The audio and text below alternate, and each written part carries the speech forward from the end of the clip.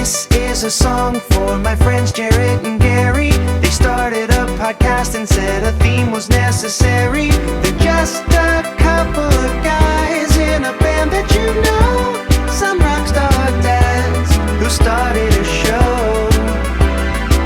So here's the next episode. Welcome everyone to the Rockstar Dad Show. My name's Jaret. Gary, it's good to see you. Hey, buddy. How's it going? Man, things are good. And, it's spring break here. And your spring break was last week. We just ended spring break and it was fantastic. But you know what? We had Friday off before spring break, so we had an extra long one. Okay. All right. That's kind of weird. Yeah. But it started off with a bang and was a whirlwind, and it was just insane. We had a baseball tournament the weekend, right at the beginning of spring break, and then on Monday we were heading out on a cruise out of Galveston. So we wanted to get there Sunday, right? Yeah. To make sure we're already there and not messing with traffic and get rid of any travel variables that could cause issue, right? Sure. But it's hard to do with a baseball tournament because they're Saturday and Sunday. Saturday you get placement for Sunday, and then Sunday you play till you don't, and so it's hard to make hotel arrangements. We could have been leaving town anywhere from 10 a.m. to 9:30 p.m. just depending on how the day went, and so there's a lot up in the air that day. What did y'all end up doing? So hard to say this because I'm not rooting against the team, but they didn't do so great that morning, and we actually lost the first game, which is the first time this season. Every tournament we've done so far this season, they've gone to the championship game. They won one and came in second in another. But this one, Sunday, was not our day, so they lost. We ended up going to lunch with the team, and then we jumped in the car and headed to Galveston. Headed to Galveston, and I might have to talk to you about hotel placement because I'll be heading there soon for the Rock the Coast tour, which is a country thing. But I want to hear about you guys do a Disney cruise down there? We did a Disney cruise, dude, and there's so much to talk about, whether it just be like our experience, the kids' experience, other kids on the boat, other parents on the boat, and then just traffic driving back and forth. Like we could do a show on any of those topics. Well, I mean, we got nothing else to do. Oh, we're doing a show, aren't we? Well, first of all, what just spring break traffic? Oh, and South by Southwest traffic. Well, but you go through Houston, so it's not Austin. Okay. But the traffic is just crazy on the way back, and it's probably spring break, but literally from south of Houston all the way to Dallas until you get a little bit south of Dallas where it opens up to 3 lanes. But that whole way, it was just bumper to bumper traffic. And I mean, come on, do we not know that the slow people go in the right and the fast people go in the left, and that would just make traffic so much smoother? But you got slow people in the left and they won't get over, and so now people are weaving, and it's just backed up the whole way. And it's like, come on, it's simple. Yeah, that's frustrating, and then sometimes you're like thinking you're going fast, and then you sort of look behind you and you've got like 12 cars behind you. I didn't have that experience. I got a little bit of a lead foot, but I wonder if people ever look back and like, oh, whoops. Yeah. No, that happens to me because I'm a speed limit driver from way back, but I'll go 5 over sometimes, and then I'll be in that left lane thinking, boy, I'm really zooming. I'm cooking today, and then I'm passing a few people here and there, but then I look back and I've got like, whatever, a fucking Hyundai on my ass. Yeah. Just ready for me to move over. Just move over, man. Well, I'm not trying to harp on the negative. I just, PSA here. If you're driving slow, get in the right lane, and then we're all going to be happy. But I'm not trying to harp on the negative. It was a great week. Traffic does suck, though, going south from Dallas on holidays. I mean, it just does, because that's where people go, right? And especially spring break. So down south of us is, of course, as I said, if you're going down 35, you've Austin, and last week was spring break. But apparently South by Southwest isn't what it used to be because they've now canceled Music Weekend. It is no longer a thing anymore. What is it? It is they're doing away with it. It was the turnout was so low, not only from patrons but for bands, that there is just no more Music Weekend. So it'll just be the film and technology thing, and I'm assuming some music sort of mixed in with that. But times they are a changing. They're offering like deep discounted tickets for next year. They just couldn't get it. And my little brother went to the digital week, and I guess that's all kind of combined, digital and film and stuff. And he said it was crazy, but he's never been before and he has anxiety. So, I don't know, how wild it was, but my experience with South by Southwest is mostly the music stuff and not even being able to walk down there, and friends were posting pictures and it was like a ghost town. Really, really strange. That's wild. I know it's just, the end of not only an era, but gosh, that thing, it's been just a huge, huge, huge thing for so very long. It's one of those things. It's just weird. Apparently there's, it hasn't been the same since the pandemic. And, I guess there was some deal where the military did a sponsorship of it and a bunch of people got pissed and a bunch of bands canceled a couple of years ago. And so it's just been sort of like, the perfect storm for that thing. And it's over from a music standpoint, man. That's it. That's crazy. Fucking weird, because, and it was so much cooler from a band standpoint when all the bands were like, everybody hadn't heard of all the bands, Yeah, I was gonna say, not just the trajectory of the festival itself, where it used to be like an underground thing and is an upcomer, and then it grew into like it's the place to be and it's big names everywhere, but also like the people that grew up with it are now grown up and have jobs and this and that, which maybe for a while they still wanted to go do that, but maybe there's a part of it like Austin is just a freaking beating to go to with traffic and this and that, and on that weekends it's worse.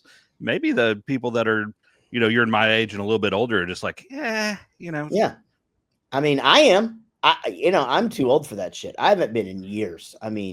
Seriously, I haven't been.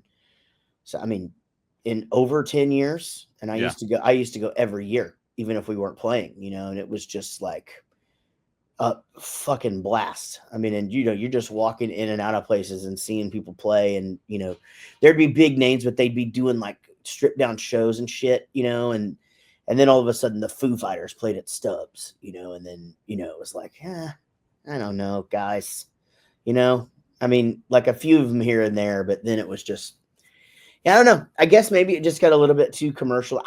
Who the fuck knows? But it's just weird because when you're a part of something like that, it seems like there's no way this could ever end. Yeah, it was a constant. Yeah, just this is a thing, and so much fun, and just all the parties and stuff. And not to your point, the industry's changed so much. Because when we were going down there, there'd be all these label parties, and if you knew somebody at this label, you could go to this party, and so much different stuff to do. Yeah, from our experience, labels aren't throwing the money around quite like they used to be, and we haven't been on a label for a while, but even at the end, it had definitely changed from the beginning when we were. That's true. Yeah, they definitely not throwing the money around, I guess, in the way that they did, when we were in the heyday, so to speak. But I wish they would have given us some of it. I say that all the time. Like, it's just like, people are like, it's hard to believe that we're not multimillionaires, right? And it's like, man, you have no idea. Like, we didn't get any money. They would spend money, Yeah, we got to see money. We got to see money spent. Yeah. Go to the steakhouse and to the strip club, drop $3-4 grand in a night, and then have to worry about a tank of gas to the next town. That was not rare at all. And, we can save those stories for that. But I'm so interested though to hear. But back to my point. So that's to Austin, and then so leaving Dallas though, going the other way, it goes to Houston, which you have to go through Houston to get to Galveston and Port Aransas, and what's the other one? what's the beachy? It says something beach. Not Padre. Padre Island. That's think- what it is. I think you can go without Houston to get there, but it's a roundabout way. But then, and Corpus Christi's down there. So anyway, everybody heads south. Yeah. And it's it's warm down there, I guess. Did you miss the fucking wind thing that happened? Yeah, we were on the ship, and you know how ships are, like internet sporadic. Even if you have the internet package, it's not great. So I caught wind of it. Hey-o! But, Ding, ding, ding, ding, ding, ding, ding, ding. Yeah, we didn't really. It was fucking wild. Yeah, it was wild. Just like a fucking dust storm happened, and just the wind blew over shit in the backyard. Like we have a table that's in the pool, and the neighbor's trampoline flew into my father-in-law's backyard. Ironically, while we were on the boat, I've been on multiple different cruises. The ocean was the smoothest it's ever been, the whole trip until like the last day when we were getting back home. That's so nice, though. Well, was that your first Disney cruise? It was our third. Oh, third. Yeah. Okay, you're a believer then already. Oh yeah, dude. We're on board. We're you're full of them today. Goodness gracious, me alive. Yeah, man. We've done 2. We're doing our third one coming up. And I'll just say this. Disney is not a sponsor of this show. We would gladly welcome them. But I just think it's the fucking greatest. These goddamn Disney cruises, man. They just they have thought of literally everything. My wife said it multiple times on the boat where she's just like, this is my favorite. We've been on Royal Caribbean, we've been on Princess, we've been on Norwegian. They're all great. We like them all. We'll go on any of them again. But on the Disney ones, there's just like a next step up, a next level of service, a next thing where they're just really catering to the kids and to the parents. Yep. And it really does show, you feel it, you appreciate it. It's amazing. Man, it's worth the money. And I know adults that go on those cruises, just because they're just badass, and again, it's just like everything is just thought of, and there's just no inconveniences, I mean, it's the same thing whenever you get to port and they're like at 7:00 in the morning, get the fuck off this boat. Yeah. But every cruise is like that. You know what? Getting on the boat too, though, was pretty awesome. They're trying to get a couple of thousand people on this thing, and they have a order of, get on it this time. But whenever we got there was somewhat of a line. They definitely reward people that are return customers. And I'm not saying this to scare away first timers. Go do it. It's awesome. But we're still in like the lowest tier of return customers. But whenever you're walking up to the line for check-in, the question is, have you sailed with us before? And if you go yes, boom, you're like right away into the short line. And we walked straight up to a desk and checked in. So like from the time I dropped them off at the curb and went and parked the car, but whenever I got back to them to go check in, it was, maybe 15 minutes, 10 minutes, 15 minutes. And we were on the boat. That's good to know. Yeah. Cause you're if you've been before, you're like a silver member or something, right? Yeah. Until you get to 5, and then we're close. We got a couple more. Yeah. Us too. Well, man, maybe we should plan one, but that'd be a fun Bowling for Soup trip. Oh boy. Fucking take the band and crew on a Disney cruise, but don't take the kids. Oh, yeah. I don't think some of them would appreciate it. Disney's great for, I think you're right. Like you can go and not have kids and have fun, but I think some of our crew are a little bit different adults than that. Yeah, you're probably right.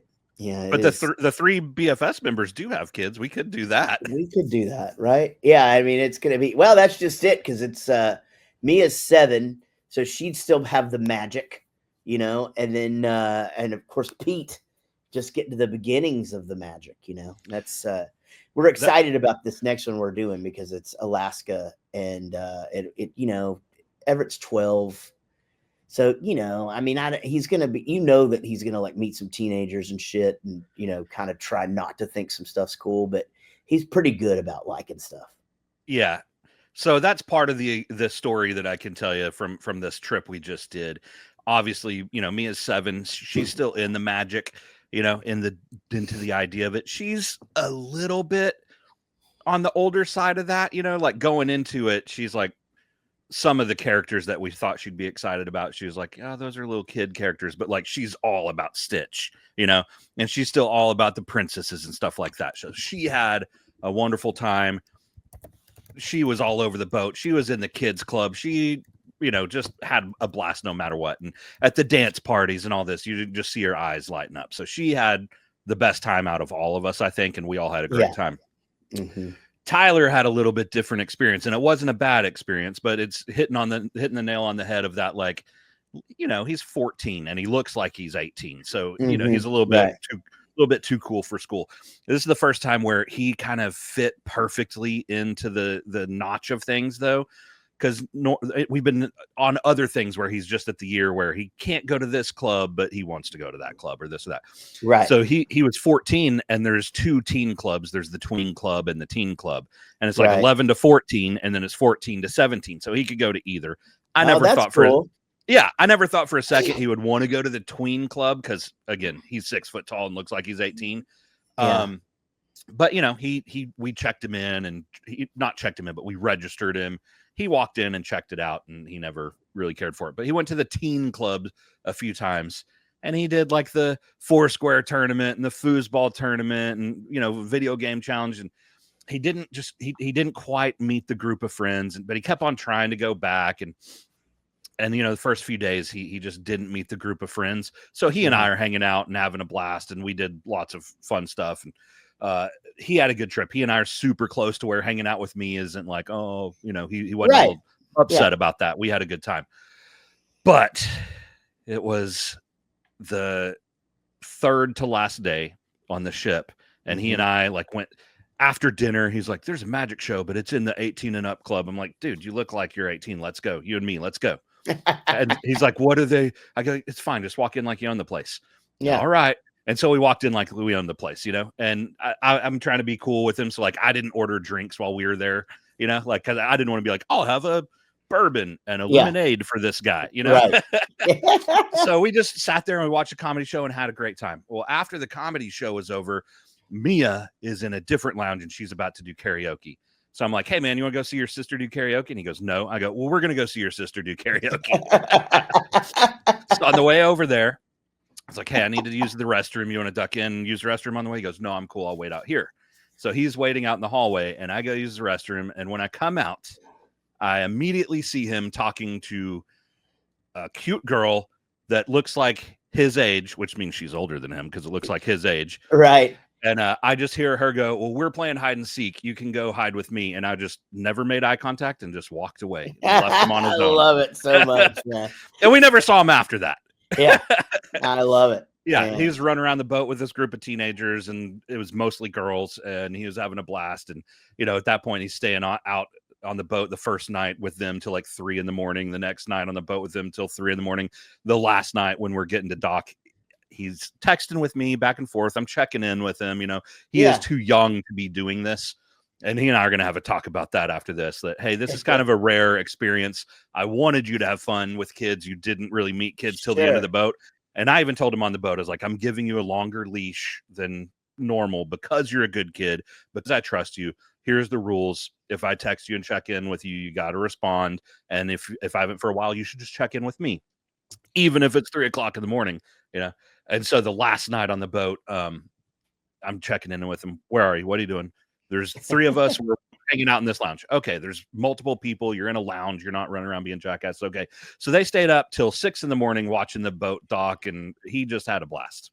Yeah, man. Oh, man. And what a memory, and what's great is like those kids probably have each other on some sort of a thing where they can message back and forth now. And, that's neat. That's, I like that. Yeah, it was cool. That's a fun thing. And goodness gracious, man, I'm glad you had a good trip. I've been looking forward to hearing about it.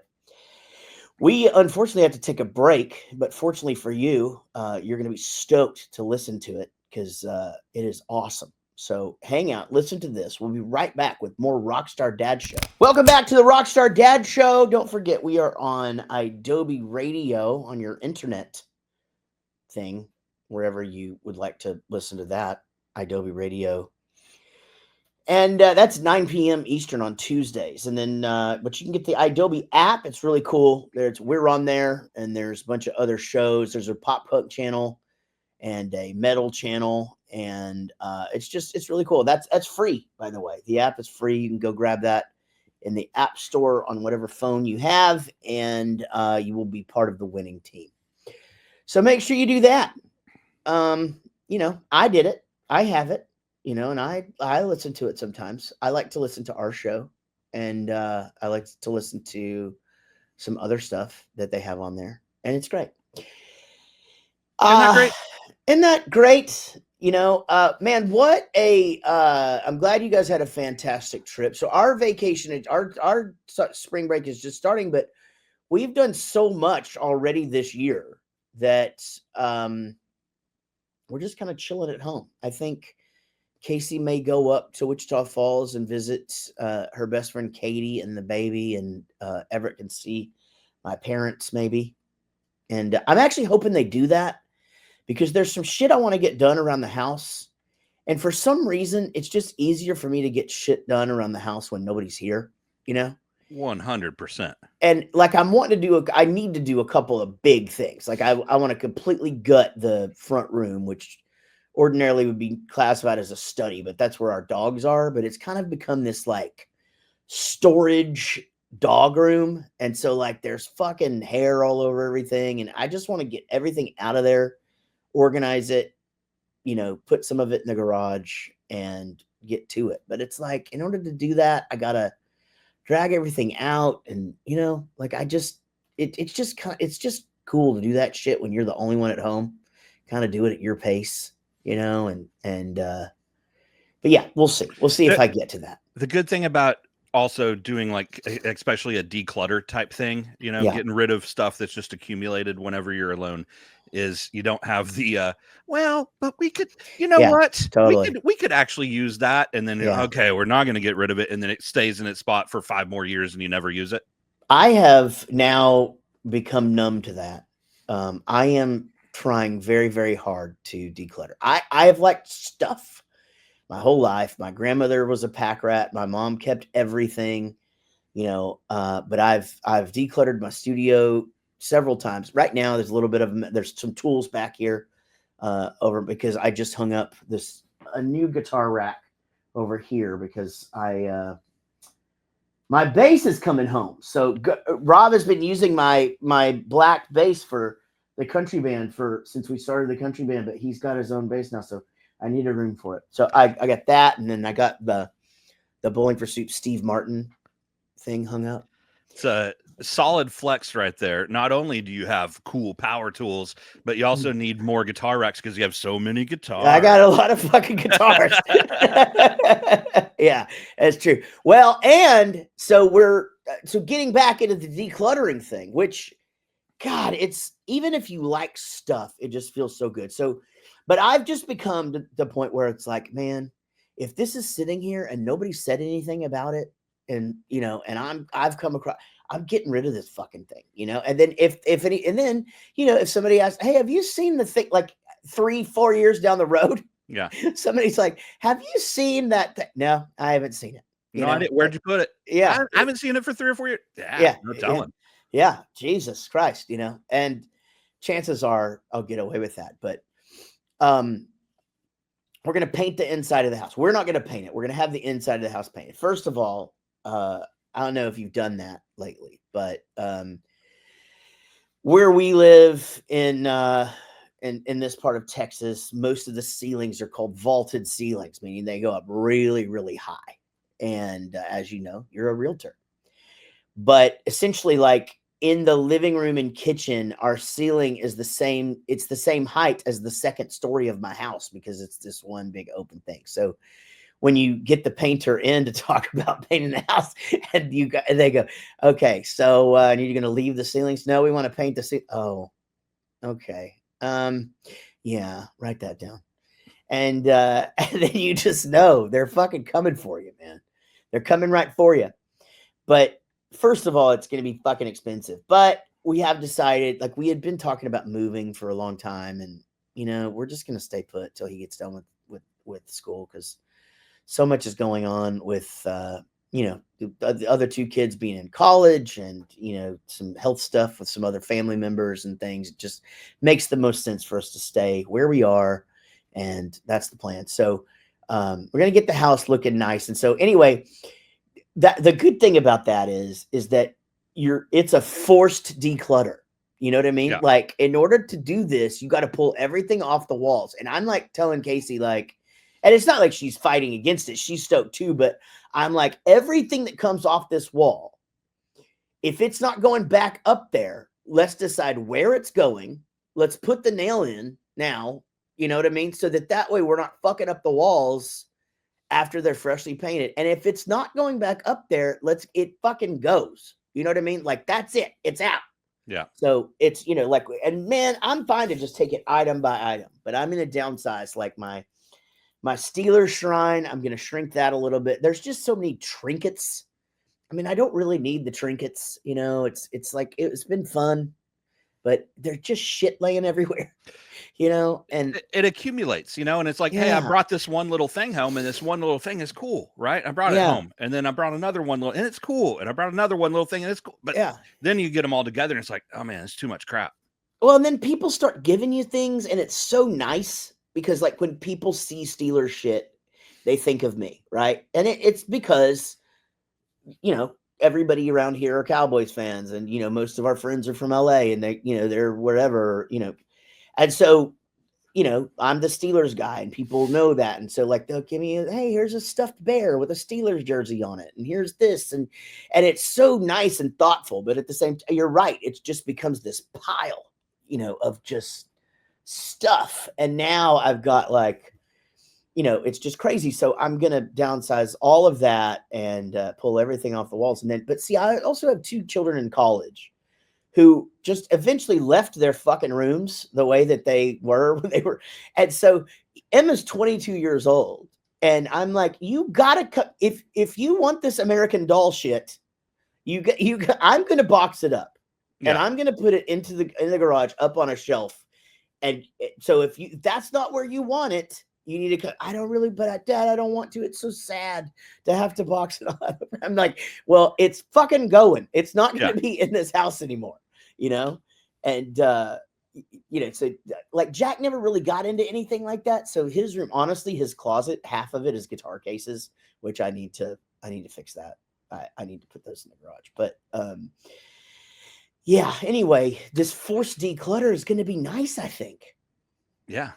I'm very much right there with you. I have to do it. I need to do it.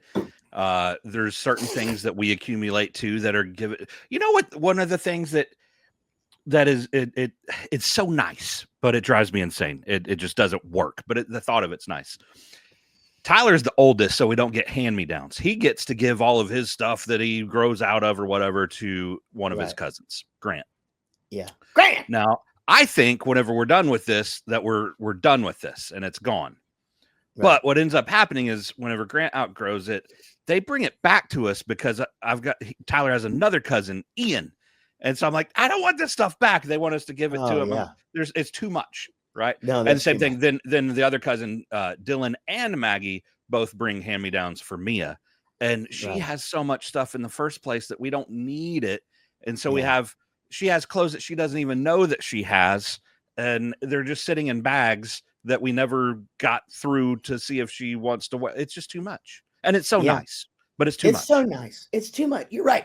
And you know what? And Casey means well. She'll get, like, this bag of hand-me-downs ready for her friend's kid from Everett. And it ends up in this bag, like you said, and then it just gets stuck in the garage. And then, like, a lot of times she doesn't even tell me what it is because she's moved on to something else. So then it's like, it's not like our garage is clean anyway. So, and I'm not making that. So if she's listening to this, it's not like I'm saying you're fucking up the garage, but it's just things like that. It's like, okay, is this donation? No, we're going to hand it down to this thing. What I want to go through it or whatever. So it's just like I'm taking all of those steps out of everything this time, and I'm just like, if it's not staying in this house, it needs to go somewhere. And once it's there, and that's the thing too about like hand-me-downs. Like I gave my green egg to Gary Price, and I'm like, you can have this, but don't fucking bring it back. You know what I mean? Like once you take something, that's it. That's the end of our transactions. Yeah. This is your shit to deal with now, and that should be the rule. Y'all need to instigate that in the Grant situation. I felt that I felt a little not knowing what to do, because you gave Tyler a drum set. Oh yeah. Whenever right. he was little. Sure. And he played the heck out of that thing for years and years, right? But when he outgrew it, I was like, man, it's a freaking drum set. Like I don't think you want it back. Everett was probably too big for by the time he outgrew it. And I was like, I don't think you want it back. I don't think I even asked you, but I was like, I'm not putting this on Marketplace and selling it. I'm going to do the exact same thing that you did. I'm going to find another dad that I know that has a kid that plays drums and give it to him. Fucking A. That's exact. Yeah. End of transaction. Yeah. Yeah. That was because, that was like one of those, is like a made for kids thing. Yeah. And then Jack got an electric one, and then Everett got an electric one.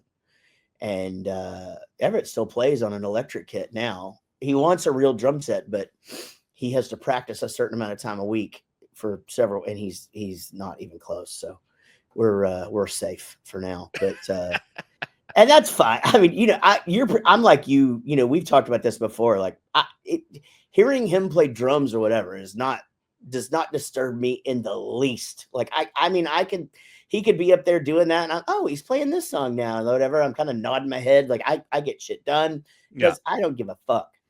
Like like my mom used to say, at least I know where he is. So, man, you hit the nail on the head right there. It's at least I know where he is. Yeah. And same thing when Tyler's playing drums, it doesn't bother me. Is it loud? Yeah, I don't care. Whatever. That's payback. But I mean, I don't even look at it like that. It just it's fine, right?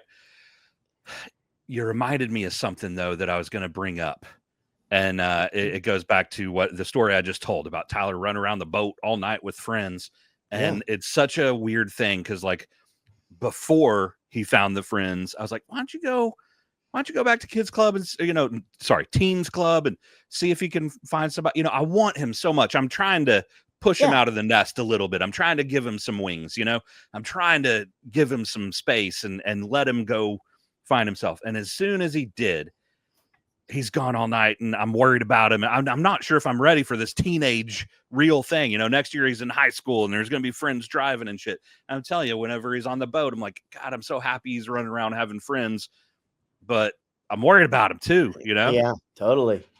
Yeah. That's tough.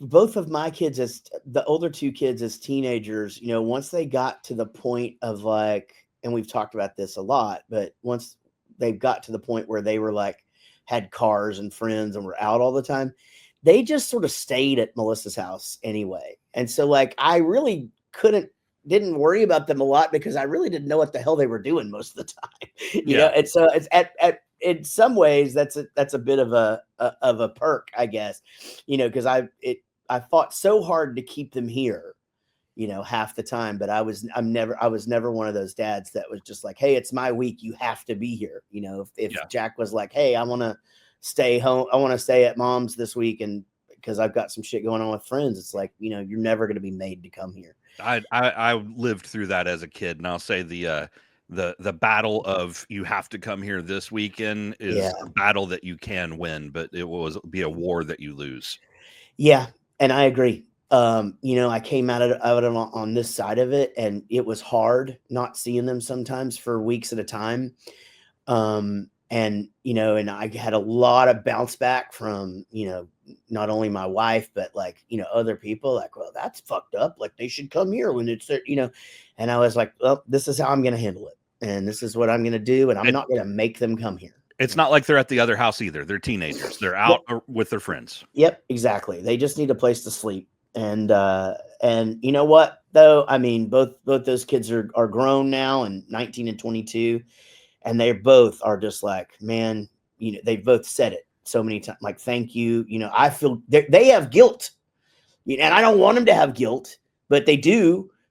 And that guilt is somewhat sort of like, hey, okay, well, that feels pretty good, because they realize, man, I know your door was always open. I know we missed some stuff, and now it's the ball's in their court, and they both try very, very hard to make sure that they're seeing us and seeing Everett, and and all that. And so, like you said, that's a hard thing, man. Like the balance of the kids, especially if you don't live, a lot of people will live closer together or live in the same school district, so it's just easy, unfortunately we didn't.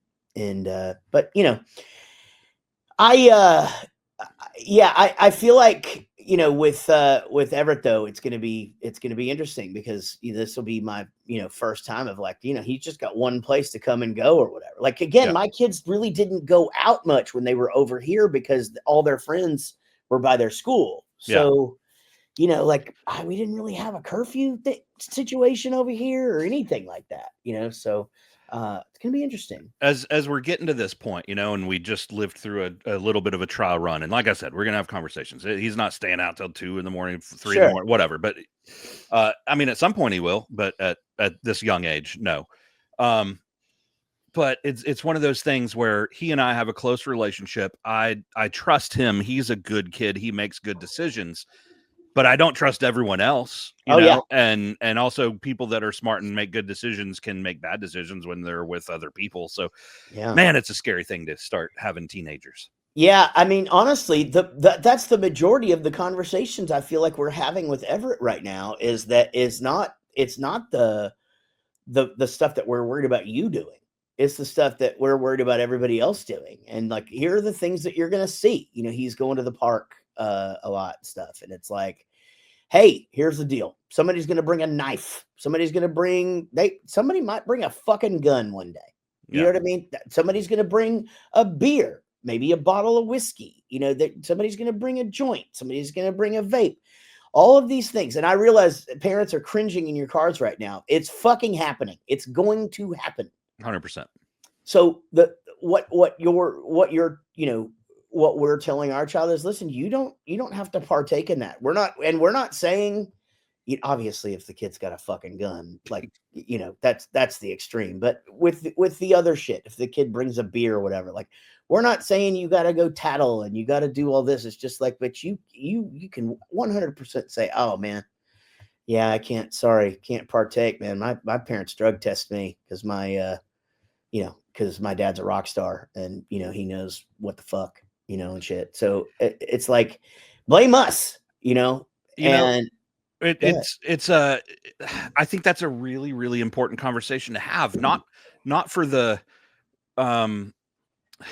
like telling them what to do, just for the planting the idea that, hey, this is a possibility of something that is going to happen or will happen or could happen, because they cannot, whether they do what you tell them to do, or they just know that it's already a possibility and they have a preconceived notion or idea or something about it, instead of it just happening and them like, holy crap, what? You know what I'm saying? Like, they're just a little bit more aware of the situation when it does happen, just for the simple fact that you've had the conversation. Yeah. I mean, it's important to bring those things up. And obviously, my adult life has been wild, and Casey's teenage years were a little wilder than most, as far as like the freedoms that she had and stuff. And, it's like, we know because we had those friends, and so those things are going to happen. And, we just expect you to make good choices. And the other thing is that, and you can't harp on this enough, everything that you do is you should just assume that if you're not in a bathroom or your own bedroom, pretty much everything you do is being filmed. Everything, I mean, think about it. Like, you're driving in your car, every car around you has cameras. You know what I mean? You're at the park, there's fucking security cameras everywhere, doorbell cameras, and, all this shit. Like, you might as well, and people have got their phones out constantly. It's just like, you just, they live in a different world where, you just got to be mindful of your actions at all times. I'm so very thankful that wasn't the case when I was younger, because, who knows how life Yeah. would have turned out for all of us. You know what I Yeah. mean? But they're going to have to make their mistakes in a different way. And it's unfortunate and fortunate, but, yeah, it's one of those things, man. He's pretty easy to talk to about that shit because he's, Casey and him have a very similar relationship that you and Tyler have, and that, I mean, they talk about everything. And, I think it's awesome. It's a wonderful thing that they have. And he's a pretty good listener. But yeah, man, it's fucking scary as you get into these things. And you got one. See, is he in high school or he'll be in high school next year? He'll be in high school next year. Yeah. And at that point, you have these 14, 15-year-old kids, and they're going to school with adults. I mean, the seniors are fucking 18 years old. Yeah, and he's going to fit in pretty well with the older kids because he looks like them. And kind of acts like. I mean, you've been at the parties with him, at like our friend parties where he's not running around with the other kids. He's hanging out with you and me and Mark and talking about sports. He holds himself well with older people. Yeah, and it's similar to my experience, and I think yours too. Like, I hung out with older people because I was good at playing the drums, and so I was in a band with dudes that were 18, 19, and 20 years old when I was 13. Same. And so you're like, again, I my freshman year, I didn't have any friends that didn't have a car, and I was 2 years away from driving, but I fucking never home again, ever again, because it was just like, oh, there's all these guys that can really play, and I'm better than any of the other drummers in the school. And so, you take your pick, and all of a sudden, like, I'm thrown into this world of like, okay, you guys just smoke cigarettes. This is interesting, like, oh, neat, crank. Oh, geez. You know what I mean? Like, which I become like, I was so scared of drugs, Gary. Like, anything anybody did, like, I just assumed everything was the worst thing you could possibly do. And I don't know. My bass player at the time would do crank, and that's methamphetamines, but I didn't know that at the time. It's like, it's speed. Like, oh, I don't know. I don't know what any of that is. I just know I don't want any part of that. Yeah. I'm fucking part of the Just Say No generation and just scared of it. Everything scared the shit out of me. Like, I thought, I smoke dope, I'm going to fucking OD. You can't OD on it. Well, I could figure out a way. Yeah. Like that. I'm going to be the guy that just fucking, it's just, well, there's a first time for everything. This kid just smoked himself to death. Oh my God, that's crazy. God damn it, man. I wasn't even a big drinker in high school. Well, you made up for lost time, though. Oh, I fucking made up for all of it. I was like super late with all the sex stuff and all of that, and just life, all of the shit that all the kids were doing, and I'm hearing about it. And I'm just, me and Mike Leach just watching movies at my house on weekends. That's why you can still quote any movie. That's why. Yeah, totally. Yeah, HBO, man. I was just talking about that today. Somebody on Instagram knew that I was a Church of Christ kid and was talking to me about something and said something about that. And I go, man, the funny thing about growing up in the Church of Christ when my parents are my parents or whatever is that they didn't really censor me at all. They didn't really give a shit what I did, as long as, I don't mean this in a bad way. They just had their own lives. You know what I mean? And so, like, if we were busy, they didn't really fuck with us. And so, I think that's also a generational thing, 100%, right? Yeah. We were the generation of like, just be out of the way and don't bother us. And yeah. And it's not that they didn't care. And I don't want it to come across that way. It's just that, oh, you're busy doing that. Okay, well, great. Because we were wanting to do this, Yeah. And so we had HBO, and, again, they never censored me musically, which was, one time my truck had broken down and the power steering had broken, and my dad could drive it, with no power steering because he's a grown ass man, right? And I was, and so we went up to go get it out of the parking lot of Albertsons up on Southwest Parkway, and he fucking starts my car up, and NWA goes on, "Nobody move, nobody get hurt," and just that. All right, it's just the lyrics to that song, right? And that shit starts coming, and the bitch had a dick, and he's just like, "What is this? What, son? What are you listening to?" I was like, "Oh, that's NWA. I can't tell you what it stands for, but you could probably figure it out, anyway." Gosh, I went down an NWA rabbit hole yesterday, and man, gosh, it was that crazy music, for like, you just think back to like why they were so controversial. If you just imagine someone in 1988 hearing that, like, what the fuck is going on, man? But god damn, those beats sounded so cool. Yeah, it was a cool time. It is a cool time. All right, we got to take a break. When we come back, we'll talk about some more stuff. But first, listen to this. Welcome back to the Rockstar Dad Show. And I want to give a big thank you again to our sponsor, Factor, for sticking with us for another week, man. It's awesome. We're and I hope you guys are partaking in that free shipping and all of that stuff, because it's good stuff, good meals, and it makes everybody happy. Man, it's the calm before the storm for me on the music side of things, because we have our first Bowling for Soup show in a while coming up, and then in Waco, it's a free show. It is on April the 4th. That one's not at the same place we played the past few times, right? No, it's like a downtown thing. So I think it's one of those deals where we like set up in the middle of the city and shit. And that's gonna be fun. Yeah. So if you're in the Waco area, come out on the 4th. The 27th of March, I'm going to be in Plano at Legacy Hall, the food court place, playing some country music. So you could come to that. And then I'm going to be on the Rock the Coast cruise with the country band. And this is a 6-day cruise, and we don't play until the last night. That's crazy. It's crazy. And everybody just plays one time. And so it's like we're going on this trip, and it's just like I guess we just hang.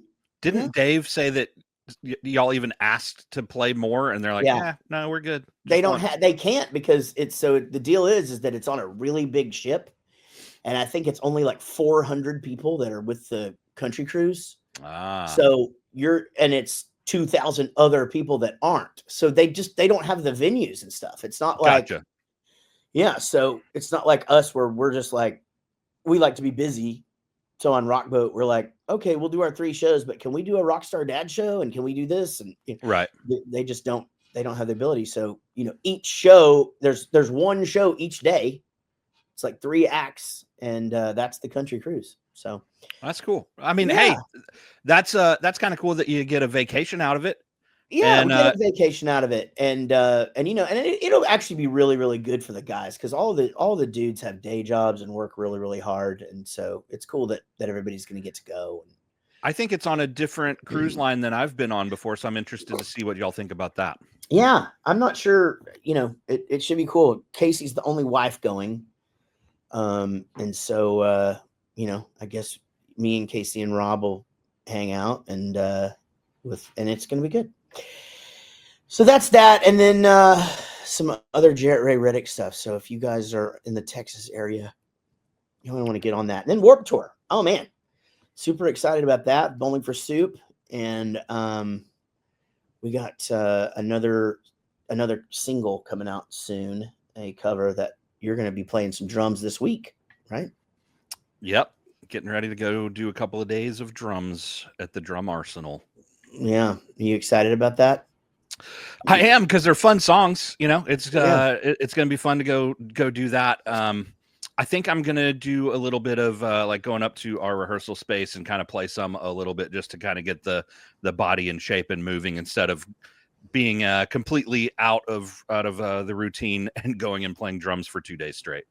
Yeah, I was gonna say, it's just not.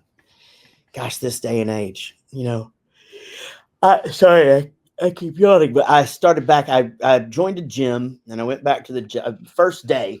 I basically just did cardio, and I don't like go crazy. It's just I walk on the treadmill for a while, then I do the recumbent bike because it's good for my knees.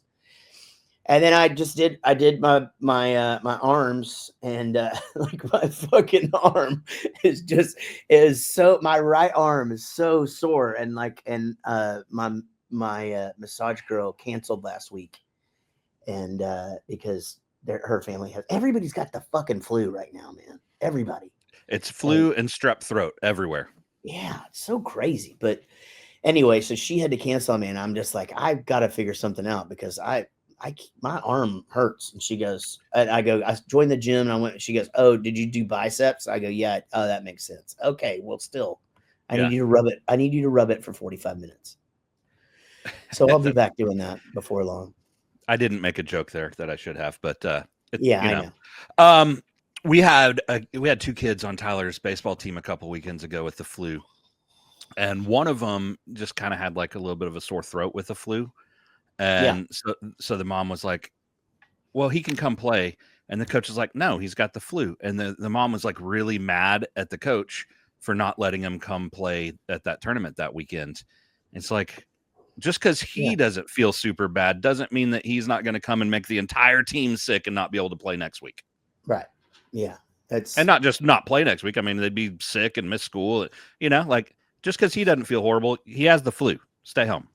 Yeah, that's just it, right? Yeah, this has been a crazy year for us because Everett has been sick a lot, and we happened to join a new baseball team, and the coach has just been awesome. He's just been so rad. He's just been like, man, sorry the kid can't catch a break, and it's nice. This coach he's perfect for rec because he's doing the thing where every kid's going to be able to pitch. Every kid's playing every position, it's the deal where it's just not, I mean, it's fun to win, and it's fun to win for the kids. It's fun to win for the parents. But at the end of the day, this coach is legitimately out there trying to make sure that everybody's having fun. Good. And I think it really is a good thing. I mean, again, as a parent, when they've got a kid on the mound and you're like, all right, this kid sucks, let's take him out. You know what I mean? But at the same time, it's like, you know what, this is this kid's turn, and winning isn't everything. But obviously that's one of the benefits of playing rec is that at the end of the day, it doesn't really matter. We're not spending a fortune and our entire lives out there at the field, whereas it's you and our friends, the Pit Singers, is such a freaking time commitment and money commitment and stuff. It's like, all right, let's get the best guy out there that we can, and that makes sense. There's a interesting balance though there. So in the rec, winning's fun, man. Winning's fun, but it's not just about letting every kid get out there and have fun and play different positions. That's also part of developing, right? Because if you just throw the kid at shortstop and he doesn't play good there, and you leave him there, man, maybe he's really good at right field. Maybe he's really good at first base. So that's great that you're moving them around, because you're also developing and figuring out where they can be and where they can be best at. And guess what? If they're playing better at a spot than they were somewhere else, they're going to be happier and have more fun. So that's good. But then you also have like you're saying, like what Tyler's doing. Yeah, I mean, there may be a little bit more of a drive to win, but at the same time, it's player development. So you do want them to be able to play multiple positions. You do want them to be able to get reps in and get better, but you also don't want them to be, playing for the win so much that they get injured. And specifically speaking about pitchers, right? If you got one or two kids that it's like, man, we're just going to dominate when he's on the mound, then there's a lot of coaches get the win oversight and just leave that kid up there, and that can really be bad for kids' arms. Yeah. Isn't that crazy that, I don't know. Like, I feel like when I played Little League, you had like two guys, you know, and they just pitched all the time. I definitely don't think we were counting how many No. times they threw the ball, you know, fuck. I think there's probably a couple of things there. I mean, we just weren't aware of it, but Yeah. also with competitiveness, right? Kids get better and better and better. So like when we were 13, there weren't kids at 13 throwing 75, 80 miles an hour. And now there's kids at 13 throwing 75, 80 miles an hour. Yeah. But and that's just because competition pushed them, technology pushed them. Now like kids have better trainers. You can watch videos. You can have all this, just development has gotten there, but that's not good for the arm to go, you know, maybe when we were 13, the kid went and threw 120 pitches in a weekend, but he was throwing 45, 50 miles an hour, you know. Now they're doing 70 and they don't need to be doing that many reps. Yeah. I mean, I very much remember us, you know, like just being on the playground and just figuring out how to pitch the ball. Like, you know, it's like your coach was just somebody's dad. He didn't really 100%. know, you know, how to pitch the ball correctly or whatever. And so you had one kid that like learned from his older brother how to throw a curve, and he's teaching all of us on the playground and shit, you know. And it's just like, that's how you learn mechanics, was just your buddies, you know. And it's definitely very, very different these days. I mean, even hitting the ball, you know, it really wasn't a lot to it form wise. It was just like, you know, get your elbow up, swing the fucking bat, you know. Yeah, and I mean, then it got just natural talent, right? Because we didn't have batting coaches, we didn't have batting lessons, you know, we didn't have YouTube to watch this and that. We weren't slow motion watching Aaron Rodgers, you know, like not Aaron Rodgers. Who am I thinking of? A-Rod. Rodriguez. Aaron Judge. That's who I was thinking. But yeah, you know, we weren't slow motion on YouTube studying this stuff. It's like you're either good or you're not. Yeah, it's true. That is very true. Well, what a great episode. It's good to see you. We will be back next week with a really cool guest. I'm excited about it. And you guys, thanks for listening.